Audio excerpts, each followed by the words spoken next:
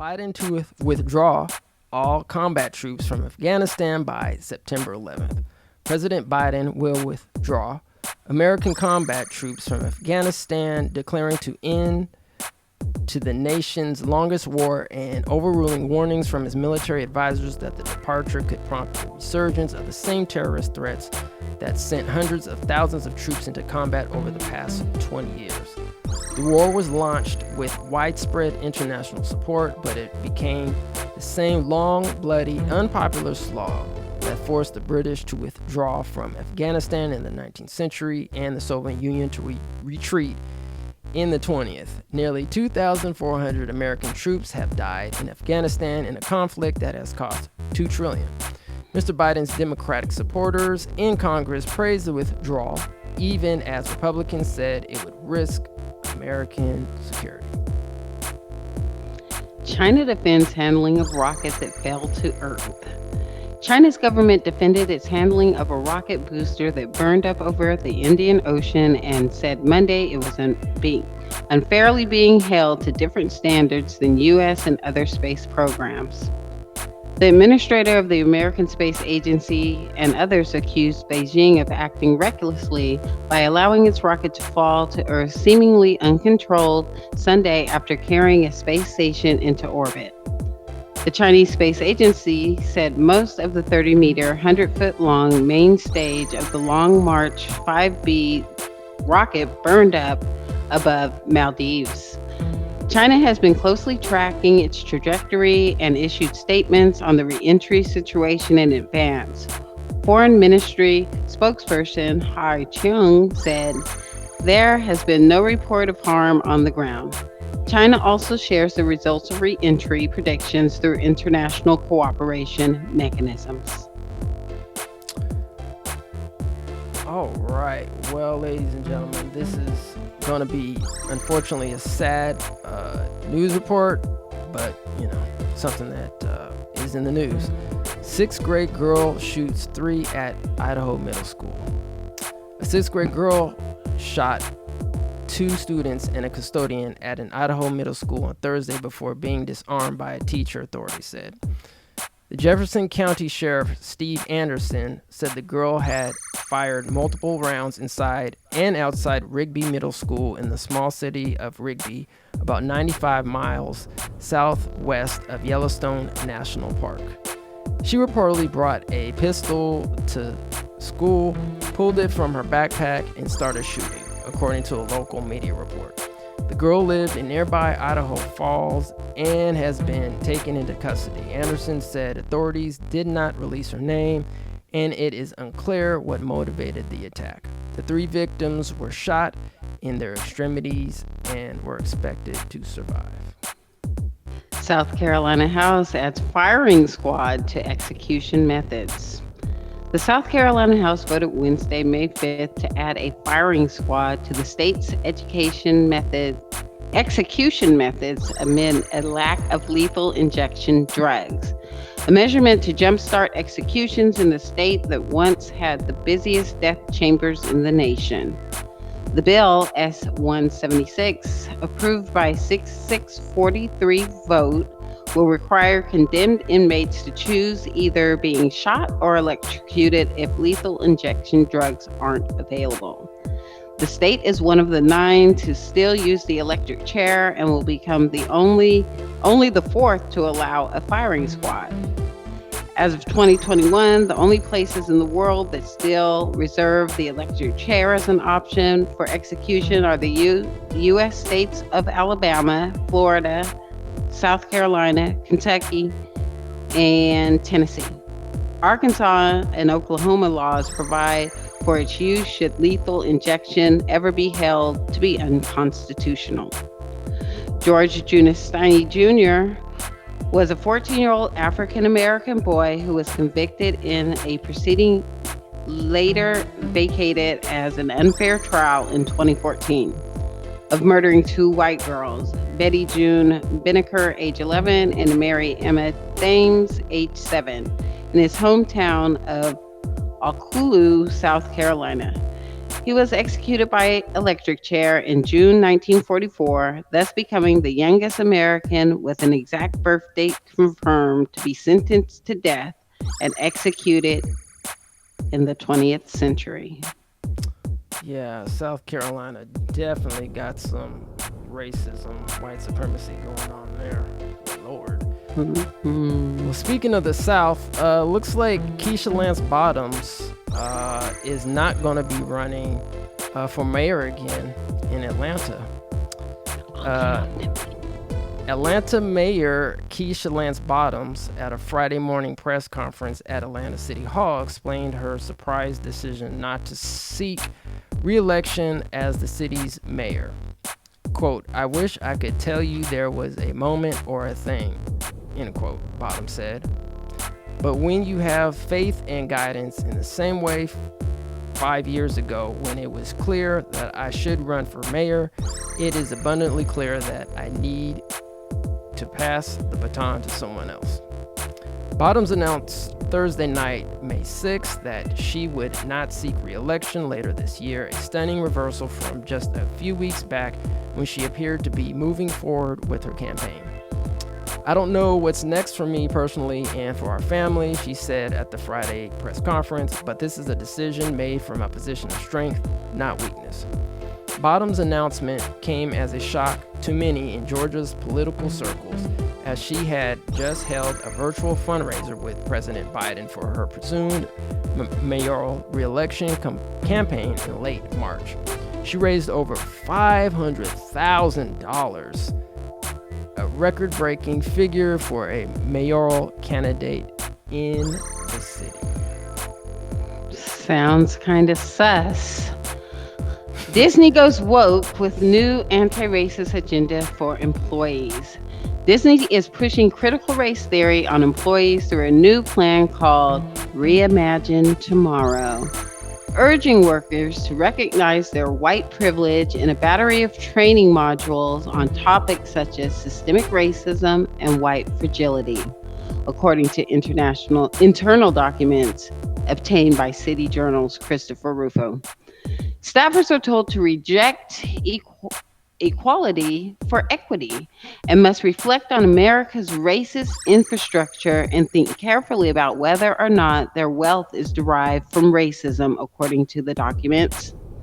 In one anti-racism training course called Allyship for Race Consciousness, workers are taught that U.S. has a long history of systemic racism and transphobia, and told they must take ownership of educating yourself about structural anti-Black racism. Staffers should not rely on your Black colleagues to educate you, which is emotionally taxing, the docs reportedly instruct. Critical race theory is an academic movement of civil rights scholars and activists in the United States who seek to critically examine the law as it intersects with issues of race and to challenge mainstream liberal approaches to racial justice. CRT examines social, cultural, and legal issues as they relate to race and racism. CRT originated in the mid-1970s in writings of several American legal scholars. CRT is loosely unified by two common themes. First, that white supremacy, societal racism, exists and maintains power through law.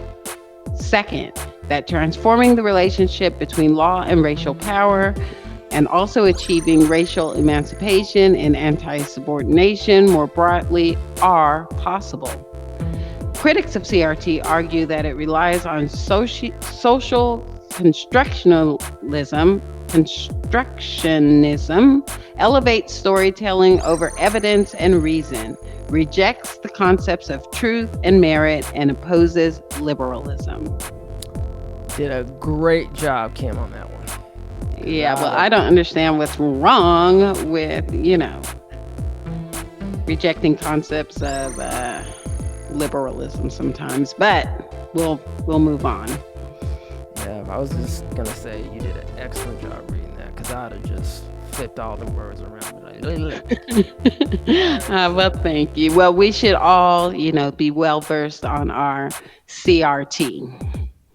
Most definitely. All right, so let's see what this is. COVID-19 vaccine shots. Well, it looks like, ladies and gentlemen, there are some Americans, actually a significant number of Americans, are reluctant to get the COVID-19 vaccine shot. So let's see what this article says. So few people came for COVID-19 vaccinations in one county in North Carolina that hospitals there now allow anyone 16 or older to get a shot, regardless of where they live. Get a shot, get a free donut, the governor said. Yep. Alabama, which has the nation's lowest vaccination rate in a county where only 7% of residents are fully vaccinated, launched a campaign to convince people the shots are safe. Doctors and pastors joined the effort.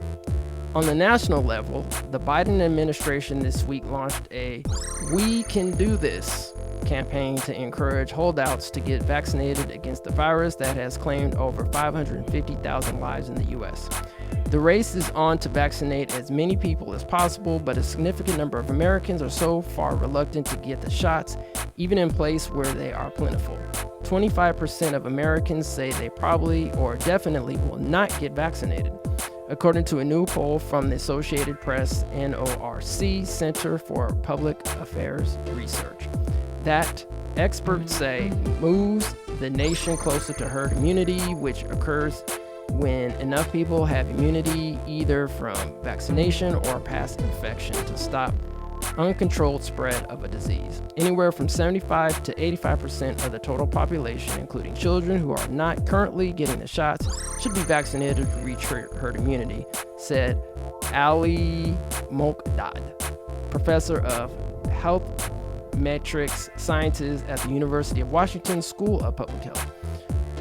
A little over 3 months after the first doses were given, 100 million Americans, or about 30% of the population, have received at least one dose. Okay. California's population has fallen for the first time in history. California lost 182,000 people in 2020, marking the first population decline ever recorded in state and underscoring larger trends that recently led to the loss of a congressional seat. California's population is now just less than 39.5 million. The state has shown very small annual increases for the last several years. Once the fastest growing state in the nation, California saw its population increase from 2 million in 1900 to 34 million in 2000. But that pace of growth has slowed in the new millennium.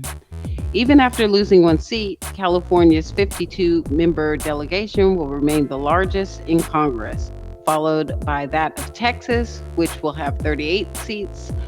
The more granular data required to redraw the state district boundaries are not expected to be released until fall. A major force in California's declining population has been the exodus to other states.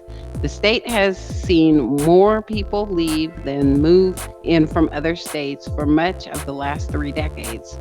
In the last decade, about 6.1 million people left, while 4.9 million moved to California from elsewhere in the nation, according to Johnson. However, that has been more than offset by immigration and births.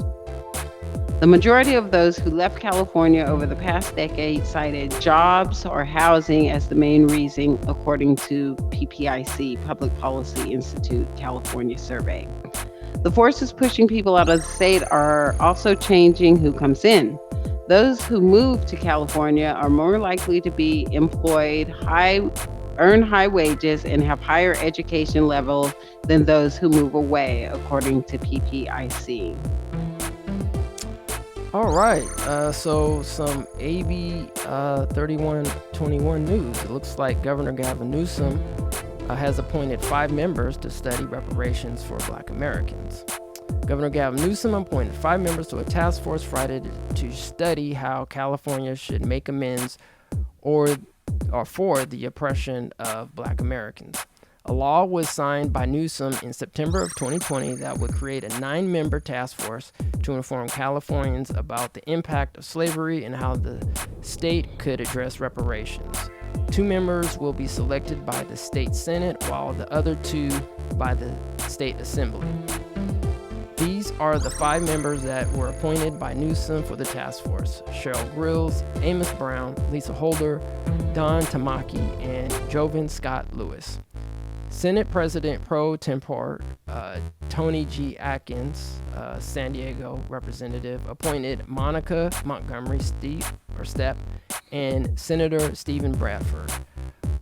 State Assembly appointments are still being scheduled and should be announced hopefully within, I don't know, a couple of months, because they got to do it soon since the other, I guess, appointments have been made. So hopefully the state assembly will be making those public. So I think, Kim, we should probably, definitely schedule a time. I think we do have a show that we're going to do about AB 3121 specifically in the updates and actually go through the whole bill. Yep.